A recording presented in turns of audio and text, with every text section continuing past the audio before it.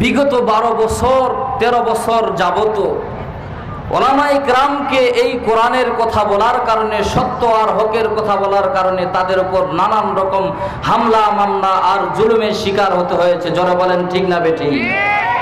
কোরআনের কথা বলতে গিয়ে আমাদের গলা চিপে ধরা হয়েছে। কোরআনের কথা বলতে গিয়ে, হক আর সত্যের কথা বলতে গিয়ে আমাদের উপর নানান রকম হামলা মামলা দেওয়া হয়েছে।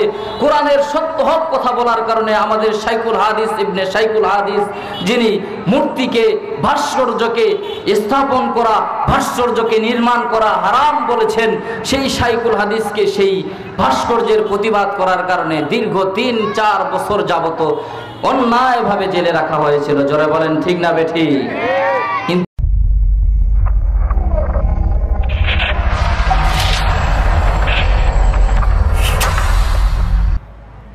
আলহামদুলিল্লাহি নাহমাদুহু ওয়া নাস্তাঈনুহু ওয়া নাস্তাগফিরুহু ওয়া নু'মিনু বিহি ওয়া নাতাওয়াক্কালু আলাইহি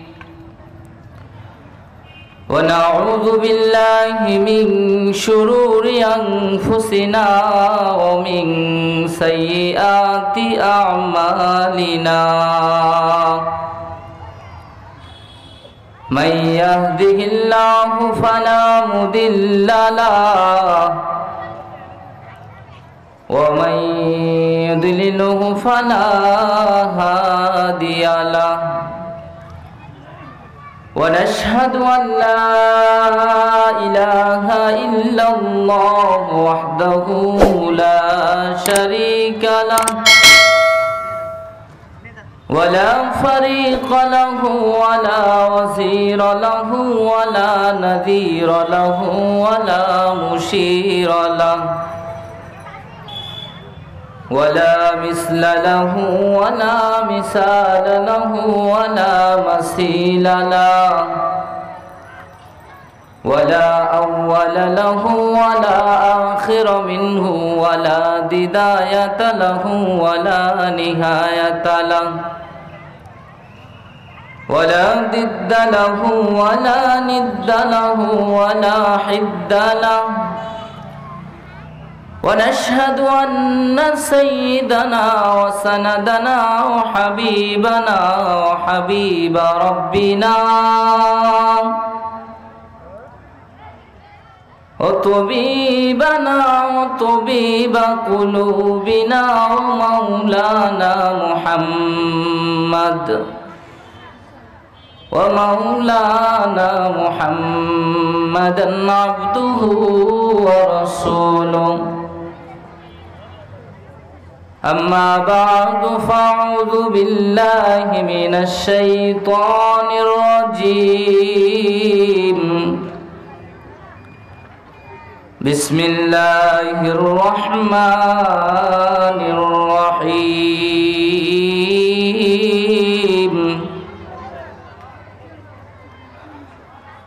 وننزل من القرآن ما هو شفاء ورحمة للمؤمنين وقال تبارك تعالى الرحمن علم القرآن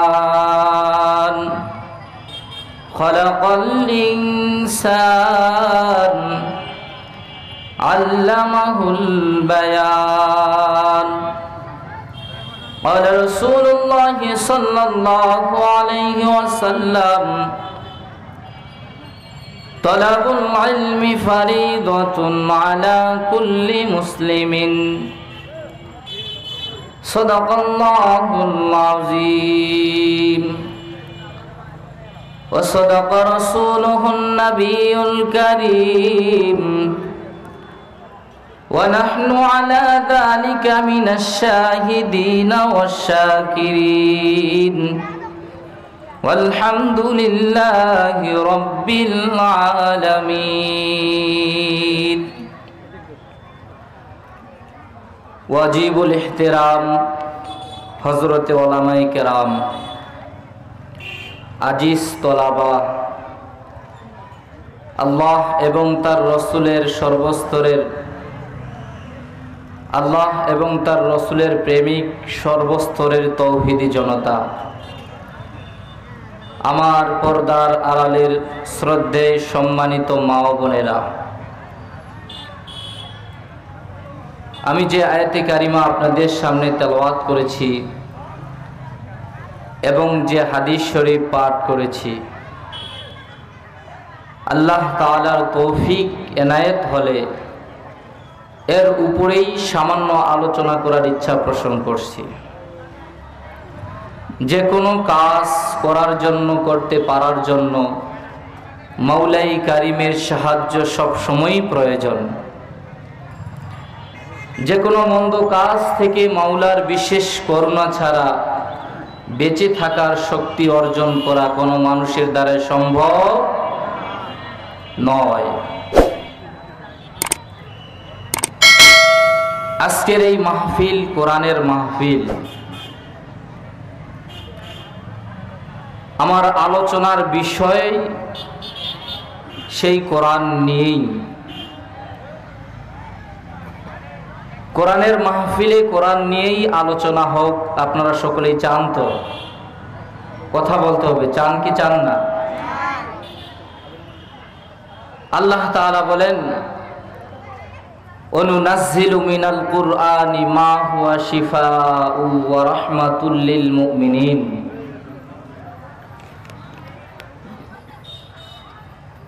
কোরআন হলো সমস্ত রোগের শেফা। কোরআনকে আরোগ্য বলার দ্বারা বোঝা যায় আমরা সকলেই রোগী, আর সমস্ত রোগের শেফা হলো, এটার নাম কি? কথা বলতে হবে, নাম কি? কোরআন। মানুষের রোগ হলো 3 প্রকার। এরপর এক প্রকারের রোগ হলো শারীরিক রোগ, আরেক প্রকারের রোগ হলো আত্মিক রোগ, আরেক প্রকারের রোগ হলো ইশক এবং ভালোবাসার রোগ। এটাও যে একটা রোগ, 14ই ফেব্রুয়ারি আসলে এটা বোঝা যায়। জোরে বলেন ঠিক না বেঠিক? তাহলে মানুষের সমস্ত রোগের শেফা হলো কোরআন। কিন্তু এই কোরআনের ফলাফল আমরা অনেক রোগে আক্রান্ত। বুখারী শরীফ সহ বহু হাদিসের কিতাবে এসেছে, সাহাবায়ে কেরামের এক জামাত মরুভূমির ভিতরে সফর করছিলেন। বিশ্রামের জন্য যাযাবরদের গ্রামের পাশে তারা আশ্রয় নিলেন। কাদের পাশে? যাযাবর, যারা তাঁবু টেঙ্গে নানান জায়গায় বসবাস করেন। আমাদের দেশেও কিছু কিছু সম্প্রদায় আছে যারা নদীতে কিছু কিছু জায়গায় যেখানে পানির ব্যবহার ভালো হয়, সেই জায়গাগুলোতে তারা তাঁবু টেঙ্গে সেখানে বসবাস করে কিছুদিন থেকে আরেক জায়গায় যায়। ঘটনাক্রমে সেই যাযাবরদের ভিতরে সেখানকার সর্দারকে মরুভূমির কাকড়া বিছে কামড় দিয়েছে। এর বিষের ক্রিয়া এতই মরুভূমি কাকড়া বিচের, যা আমাদের দেশের বিষাক্ত সাপের থেকেও বেশি।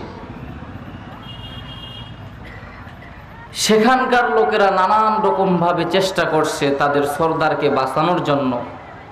সেই কাকড়া বিষকে সরানোর জন্য, তাকে ভালো করার জন্য, সুস্থ করার জন্য সব পন্থা অবলম্বন করছে। এক পর্যায়ে তার বিষয়ে হাত ধুয়ে ফেলছে, তার কোনো আশাই নেই। এই ব্যক্তিকে এক পর্যায়ে সাহাবায়ে কেরামের জামাতের ভিতরে নিয়ে যাওয়া হলো। এখানে একজন সাহাবায়ে কেরামের জামাত এই জায়গায় অবস্থান করেছে তাদের কাছে যাই, এর কোনো শেফা পাওয়া যায় কিনা। সাহাবায়ে কেরামদের জামাতের সরদার সেই কাকরা বিছে সবল করনেওয়ালা ব্যক্তির সামনে বসে সূরা ফাতিহা 7 বার বলে মুখ থেকে লালা বের করে যখনই ওই কাকরা বিষ কামড় দেনওয়ালা ব্যক্তি, যার সম্পর্কে, যার বিষয়ে, যাকে নিয়ে সকলেই হাত ধুয়ে ফেলছে, বাঁচার কোনো আশা নেই, যখনই সে সূরা ফাতিহা 7 বার পড়ে সেই ব্যক্তির সেই সবলকৃত জায়গায় নিজের লালা মোবারক লাগিয়ে দিয়েছেন, কিতাবের ভিতরে আসে, হাদিস শরীফে আসে, সঙ্গে সঙ্গে বিষের যন্ত্রণা কেটে সঙ্গে সঙ্গে সেই ব্যক্তি সুস্থ হয়ে যায়। সুবহানাল্লাহ। কিন্তু আমাদের সমাজে কিছু সংখ্যক মানুষ তাদের কিছু কাজের অসুস্থতার সফলতা খোঁজার জন্য ওলামায়ে কেরামের কাছে যান, মসজিদের ইমামের কাছে যান, যে হুজুর আমার মেয়ের পেট ব্যথা, একটু পানিটা পড়ে দেন, আমরা যেন এর দ্বারাই উপকৃত হতে পারি, আমার মেয়ের পেটের ব্যথা যেন দূর হয়ে যায়। কিন্তু যিনি পানি পড়ে নেওয়ার জন্য গেছেন তার ইয়াকিন আর বিশ্বাস হলো হুজুরের কাছে পানি পড়ে নিব, হলে হতেও পারে। আর যিনি পানি পড়ে দিবেন তারও ইয়াকিন আর বিশ্বাস আমি পড়ে দিব, এর দ্বারা হলে হতেও পারে। এই পানি পড়ে দেওয়া থেকে কোরআন থেকে কোনো ক্রিয়া বা কাজ উপকার লাভ করা যাবে না। কিন্তু দুইজনেরই ইয়াকিন আর বিশ্বাস যদি থাকে যে কোরআন হলো সমস্ত রোগের শেফা, আর এই কোরআন থেকেই যদি দোয়া কালাম পড়ে যদি পানিতে ফু দেয় ইমাম সাহেব, তাহলে অবশ্যই এই পানি দ্বারা উপকৃত হওয়া সম্ভব। যখন এই ইয়াকিন আর বিশ্বাস থাকবে তখনই আমরা উপকৃত হতে পারবো। জোরে বলেন ঠিক না বেঠিক?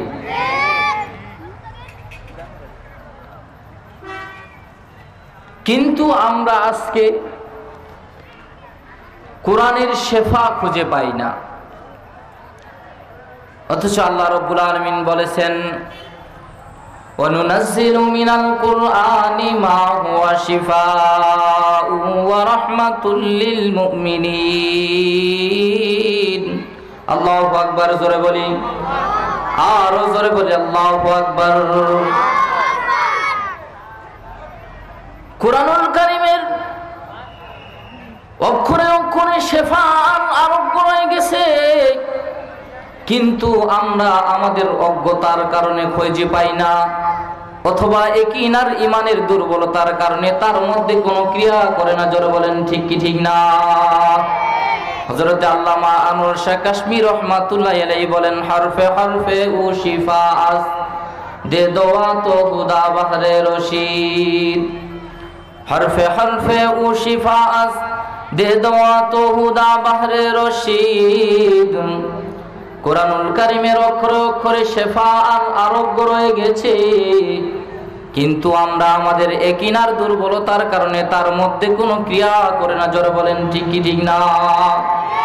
যে মানুষের হৃদয় আল্লাহ রাব্বুল আলামিনের বরত্ব আর মহত্বকে সামনে রেখে নিজেকে ছোট করে দেয়, সে জায়গাতে মাওলাই পাকের করুণা আর রহমতের বাড়িধারা সেখানেই জমা হতে থাকে। জোরে বলেন ঠিক কি ঠিক না? কিন্তু আমরা আমাদের ইয়াকিন আর দুর্বলতার কারণে তার মধ্যে কোনো ক্রিয়া, তার মধ্যে কোনো উপকারিতা আমরা খুঁজে পাই না। জোরে বলেন ঠিক না বেঠি? এই কুরআন এতই এক দামি গ্রন্থ আর এতই এক সম্মানী গ্রন্থ, এই কোরআনের সাথে যারই সম্পর্ক হয়েছে, যারই স্পর্শ হয়েছে, যে বস্তুর সাথে হয়েছে, যে ব্যক্তির সাথে হয়েছে, যে জমিনের সাথে হয়েছে, যে ফেরেশতার সঙ্গে হয়েছে, যে নবীর সঙ্গে হয়েছে, তাদের সম্মান আর ইজ্জত সকলের উপরে বাড়ি দিয়েছেন কে? আরো জোরে বলুন কে? আল্লাহ। কোরআনুল কারীমের সাথে সম্পর্ক হওয়ার কারণে 12 মাসের ভিতরে শ্রেষ্ঠ মাস রমজান মাস হয়েছে। শাহরু রমাদান আল্লাযী উনজিলা ফীহিল কুরআন। আল্লাহু আকবার, জোরে বলি। কোরআনের সাথে সম্পর্ক হওয়ার কারণে 12 মাসের ভিতরে শ্রেষ্ঠ মাস হয়েছে কোরআন। এই কোরআনের দাম আল্লাহর কাছে এত বেশি, যেই রাত্রিতে কোরআন নাজিল হয়েছে, ইন্না আনজালনাহু ফি লাইলাতিল কদর, ইন্না আনজালনাহু ফি লাইলাতিল কদর ওয়া মা আদরাকা মা লাইলাতুল কদর, লাইলাতুল কদরি খায়রুম মিন আলফি শাহর। আল্লাহু আকবার, জোরে বলি। কোরআনের সাথে সম্পর্ক হওয়ার কারণে 12 মাসের ভিতরে শ্রেষ্ঠ মাস আল্লাহ রমজান আমাদেরকে দান করেছেন। শুধু তাই নয়, রমজান মাসের ভিতরে লাইলাতুল কদরের এত দাম। রাসূলুল্লাহ সাল্লাল্লাহু আলাইহি সাল্লাম বলেন, সাহাবায়ে কেরামরা যখন আমাকে জিজ্ঞাসা করলো, বনি ইসরাইলের একজন ব্যক্তি সশস্ত্র অস্ত্র সহ 1000 বছর জিহাদের ময়দানে ছিলেন। আল্লাহু আকবার, জোরে বলি। সাহাবায়ে কেরাম আশ্চর্য আর ঈর্ষান্বিত হয়ে গেলেন। হুজুর, সাহাবায়ে কেরাম ঈর্ষান্বিত হয়ে বললেন, হুজুর আমাদের তো হায়াত কম, তাদের হায়াত বেশি। তারা 1000 মতো বছর জিহাদের মতো গুরুত্বপূর্ণ ইবাদতে মশগুল ছিলেন, আমাদের হায়াত কম, আমরা কি করব? আল্লাহ রাব্বুল আলামিন তার হাবিবকে জানিয়ে দিলেন, ইন্না আনজালনাহু ফি লাইলাতিল কদর, নিশ্চয় আমি নাজিল করেছি কোরআন লাইলাতুল কদরের রাত্রিতে। এই কদরের রাত্রিতে এত দাম, সারা বছরে 365 দিনে এক বছর বলা হয়। এই 365 দিনের ভিতরে লাইলাতুল কদরের দাম আল্লাহ তাআলা সব থেকে বাড়িয়ে দিয়েছেন। সুবহানাল্লাহ, জোরে বলুন। তাহলে লাইলাতুল কদরের দাম কি জন্য? কথা বলতে হবে, আমার কথা বুঝতেছেন না? না, লাইলাতুল কদরের দাম হওয়ার কারণ হলো এই দিনেই, এই রাত্রেই কি নাজিল হয়েছে? আমার হাতে এটা কি? কোরআন। আর এই কোরআন থেকেই আজকে আমরা সরে যাচ্ছি। জোরে বলেন, ঠিক না বেঠিক? বিগত 12 বছর 13 বছর যাবত উলামায়ে কেরামকে এই কোরআনের কথা বলার কারণে, সত্য আর হকের কথা বলার কারণে তাদের উপর নানান রকম হামলা মামলা আর জুলুমের শিকার হতে হয়েছে। জোরে বলেন, ঠিক না বেঠিক? কোরআনের কথা বলতে গিয়ে আমাদের গলা চিপে ধরা হয়েছে। কোরআনের কথা বলতে গিয়ে, হক আর সত্যের কথা বলতে গিয়ে আমাদের উপর নানান রকম হামলা মামলা দেওয়া হয়েছে। কোরআনের সত্য হক কথা বলার কারণে আমাদের শাইখুল হাদিস ইবনে শাইখুল হাদিস, যিনি মূর্তিকে, ভাস্কর্যকে স্থাপন করা, ভাস্কর্যকে নির্মাণ করা হারাম বলেছেন, সেই শাইখুল হাদিসকে সেই ভাস্কর্যের প্রতিবাদ করার কারণে দীর্ঘ 3-4 বছর যাবত অন্যায়ভাবে জেলে রাখা হয়েছিল। জোরে বলেন, ঠিক না বেঠিক? কিন্তু আল্লাহর কি কুদরত, যে শাইখুল হাদিস ভাঙতে চেয়েছিলেন একটি মাত্র মূর্তি, আল্লাহ তাআলা শত শত মূর্তি ভাঙে দিয়েছে। তার প্রমাণ আমরা সচক্ষে দেখেছি। জোরে বলেন, ঠিক না বেঠিক? অতএব নাস্তিক আর বেঈমান, বাংলাদেশের যত নাস্তিক আর বেঈমান কাফের আছে, তাদেরকে আমি স্পষ্ট ভাষায় বলতে চাই, যারা কোরআনকে দাবিয়ে রাখতে চায়, যারা কোরআনকে পৃথিবী থেকে নিশ্চিহ্ন করতে চায়, যারা কোরআনের কথা বলে তাদেরকে কোরআন থেকে দূরে রাখতে চায়, হামলা মামলা আর গুম খুমের ভয় দেখাইতে চায়, তারা কখনো কোরআনের ভয় করে না, তারা আল্লাহকে ভয় করে, তারা কোরআনকে ভালোবাসে। কোরআনের কথা বলতে গিয়ে যদি আমাদের ফাঁসি এবং জীবনের শেষ নিঃশ্বাস পর্যন্ত যদি আমাদেরকে হক কথা বলার কারণে ফাঁসির মঞ্চে দাঁড়াইতে হয়, এরপরও আমরা হক কথা বলবো। জোরে বলেন, ঠিক না বেঠিক? কিন্তু নাস্তিকেরা এই কোরআনের মূল্য বুঝে নাই। এজন্যই যখন আম জাতীয় সাধারণ মানুষকে এই কোরআন থেকে দূরে রাখা সম্ভব, যখন আলেম ওলামা থেকে সাধারণ মানুষকে দূরে রাখা সম্ভব, তখনই তারা সফল কাম হবে। এরই একটা বিপরীত ফেরকা, বাতিল সাদিয়ানি পন্থা। জোরে বলেন, ঠিক না বেঠিক? এদের মূল মন্ত্র আর মূল উদ্দেশ্য একটাই, আলেমকে কিভাবে সাধারণ মানুষ থেকে দূরে রাখা যায়। জোরে বলেন, ঠিক না বেঠিক? কিন্তু হক্কানি ওলামায়ে কেরাম আছেন, ওয়াকুল জাআল হক ওয়া যাহাকাল বাতিল ইন্নাল বাতিলা কানা যাহুকা। আল্লাহু আকবার জোরে বলুন। যখনই কোনো বাতিল আসবে, কোনো না কোনো হক্কানি ওলামায়ে কেরাম হকের পথে জীবনের শেষ নিঃশ্বাস পর্যন্ত লড়াই করেই যাবে। জোরে বলেন ঠিক না বেঠিক? আল্লাহর জমিনে, আল্লাহর এই পৃথিবীতে কোরআনের আইন চালু হোক, হাদিস এবং ইসলাম অনুযায়ী দেশ পরিচালনা হোক। আল্লাহর এই পৃথিবীতে আল্লাহর কোরআনের আইন চালু হোক। কারা কারা চান একটু হাত দিকে তাকবীর দিয়ে বলেন লিল্লাহি তাকবীর। আর জোরে বলি লিল্লাহি তাকবীর, আল্লাহু আকবার। তাহলে কোরআনের আইন যতদিন থাকবে, কোরআন থেকে যতদিন মানুষ দূরে সরে যাবে, ওলামায়ে কেরাম থেকে যখনই মানুষ বিচ্ছিন্ন হয়ে যাবে, তখন আর মানুষের সমাজ থাকবে না, পশুতেই রূপান্তরিত হবে। যারা বলেন ঠিক না বেঠিক? একটা উদাহরণ দিলেই বসবেন। বাদশাহ জাহাঙ্গীর রহমাতুল্লাহি আলাইহি বড় একজন বাদশাহ ছিলেন। ইনি একদিনের ঘটনা, একজন আলেমের উজুর পানি ঢেলে দিচ্ছেন। এমন সময় তার মা দেখতে বলো, আলমগীর, তোমার কি আত্মসম্মান বোধ নাই? তোমার কি ইজ্জত সম্মান নাই? সাধারণ একজন আলেমের পায়ে তুমি পানি ঢেলে দিচ্ছ, তোমার মান ইজ্জত কোথায় গেল? বাদশাহ আলমগীর রহমাতুল্লাহ আলাইহি ভাবলেন, এই সময় উত্তরটা দিব না, সময় মতো উত্তরটা কাজে লাগাবো। ঠিক ওলামায়ে কেরামও তেমন ফেরকা চারা দিয়ে ওঠেন, মাথা চারা দিয়ে ওঠেন। তখনই ওলামায়ে কেরাম সেটাকে প্রতিবাদ করেন। চাই পুরা বিশ্ব যদি তাদের বিপক্ষে যায়, পুরা বিশ্ব যদি তাদেরকে খারাপ বলে, এরপর ওলামায়ে কেরাম হক কথা থেকে বিন্দু মাত্র পিছপা হবে না। জোরে বলেন ঠিক না বেঠিক? সুযোগ মতো একদিন বাদশাহ তার মাকে নিয়ে শিকারের উদ্দেশ্যে বের হলেন বাসা থেকে। বাসার সামনেই এক ষাঁড় চিনেন তো? এদিকের ভাষায় আরিয়া গরু বলা হয়, যেটাকে ষাঁড় বলা হয়। এই ষাঁড় তার মায়ের উপরে লাফিয়ে উঠতেছে। 2 বছর আগে এই ষাঁড়কেই তার মা প্রসব করছে। বাদশাহ আলমগীর রহমাতুল্লাহ আলাইহি ভাবলেন, এটাই সুবর্ণ সুযোগ।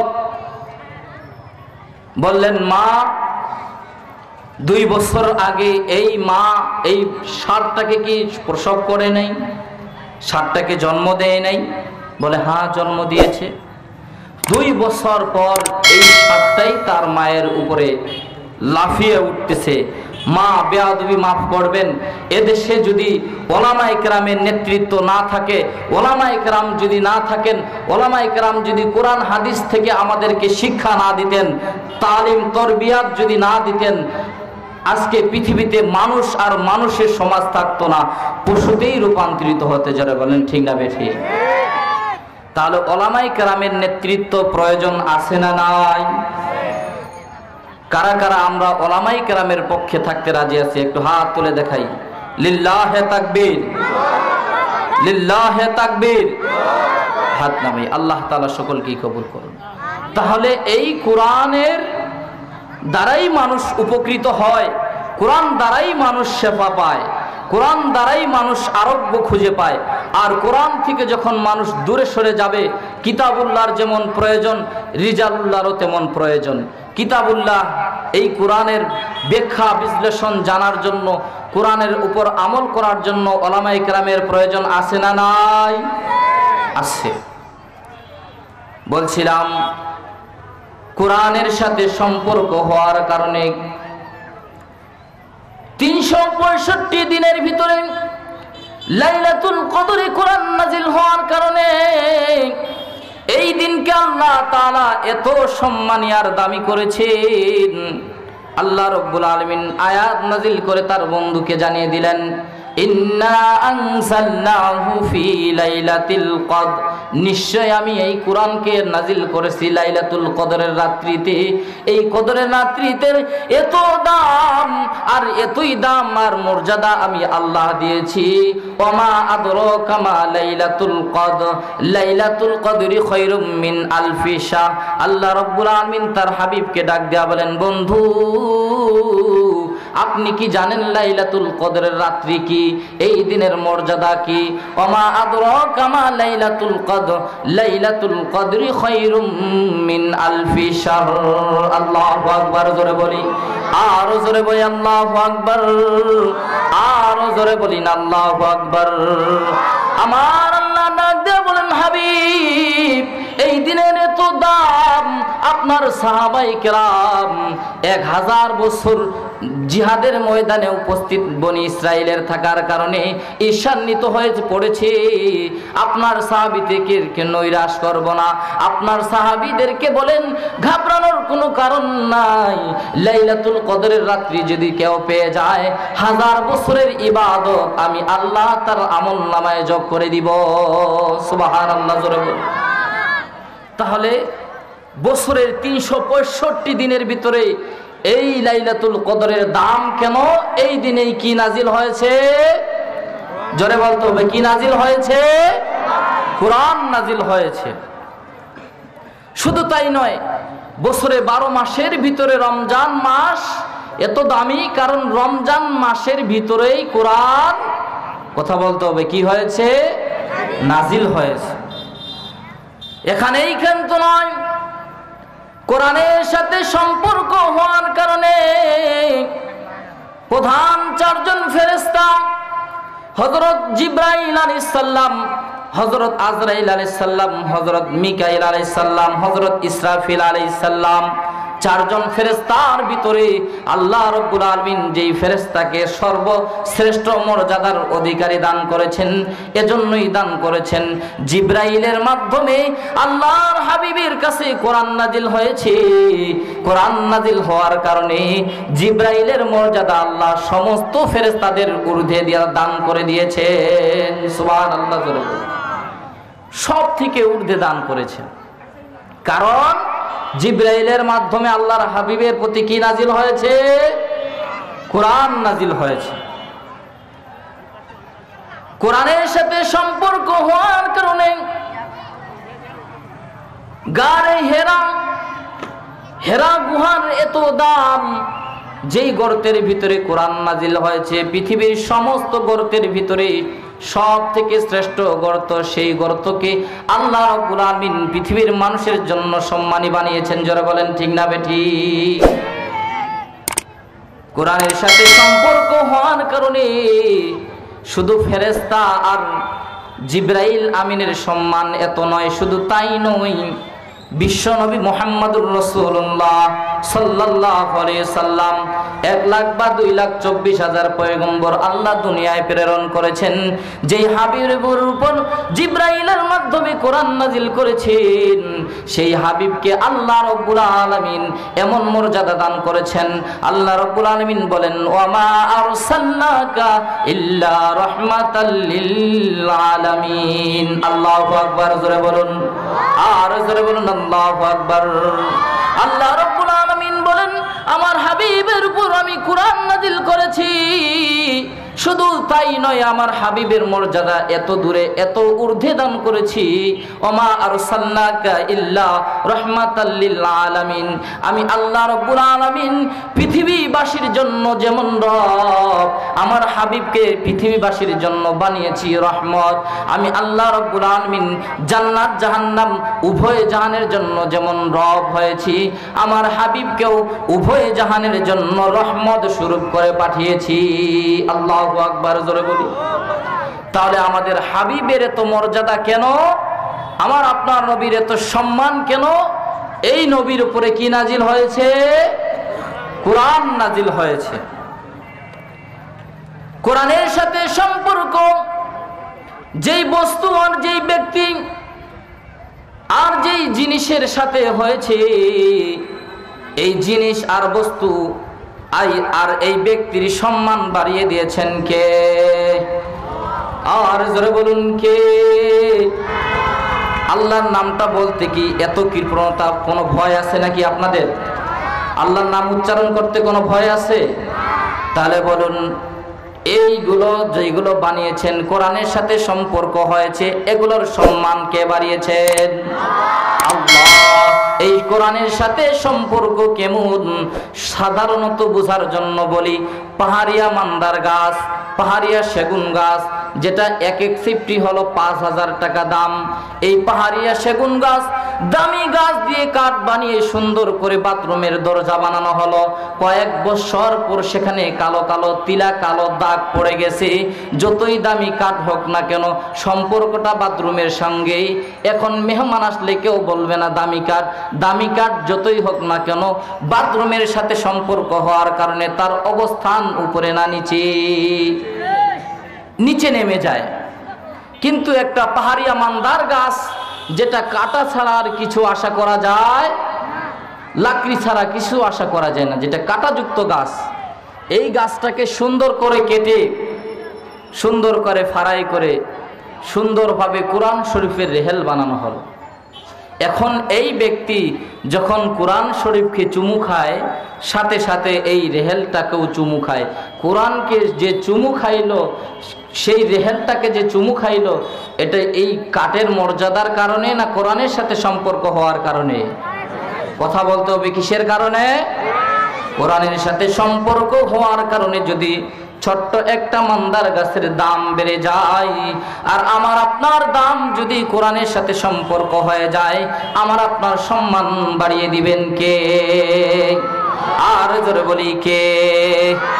আল্লাহ রাব্বুল আলামিন কোরআনের তো দাম আর মর্যাদা দান করেছেন। এজন্য আল্লাহ রাসূল সাল্লাল্লাহু আলাইহি সাল্লাম বলেন, মান ক্বারাআল কুরআনা ফাস্তাযহারাহু ফাআহাল্লা হালালাহু ওয়া হাররামা হারামাহু আদখালাহুল জান্নাহ ওয়া শাফাআহু ফি আশরাতিন মিন আহলি বাইতিহি কুল্লুহুম ক্বাদ ওয়াজাবাত লাহুন নার। আল্লাহ রাসূল সাল্লাল্লাহু আলাইহি সাল্লাম বলেন, কোরআনের উপর যে সমস্ত হাফেজরা আমল করবে, হালাল এবং হালালকে হালাল জানবে, হারামকে হারাম জানবে, এরপরে যে আমল করবে তার ঠিকানা হলো সরাসরি আল্লাহর জান্নাত। আল্লাহু আকবার, জোরে বলি। শুধু তাই নয়, কুল্লুহুম ক্বাদ ওয়াজাবাত লাহুন নার। শুধু তাই নয়, এই কোরআনের সাথে সম্পর্ক হওয়ার কারণে, কোরআনের উপর আমল করার কারণে আল্লাহ রাব্বুল আলামিন তাকে তো জান্নাত দিবেন, তার পরিবার বর্গের ভিতরে যাদের উপর জাহান্নাম ওয়াজিব হয়ে গেছে, এমন 10 জন ব্যক্তিকে আল্লাহ বিনা হিসাবে সুপারিশ করে জান্নাতে ঢোকার পারমিশন দান করবেন। সুবহানাল্লাহ, জোরে বলুন।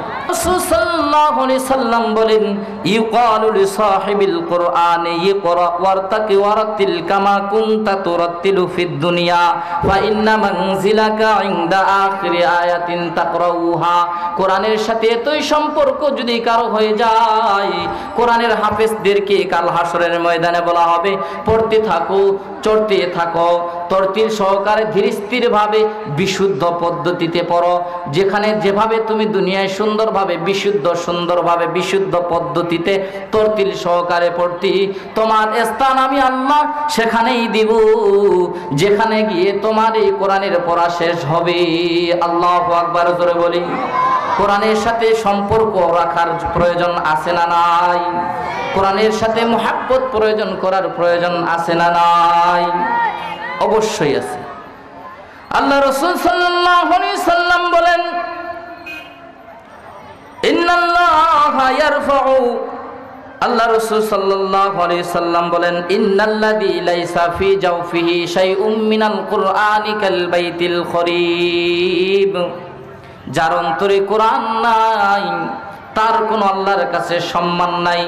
যার অন্তরে কোরআনের এলেম আর আমল নাই, আল্লাহ রাব্বুল আলামিনের কাছে তার কোনো দাম নাই।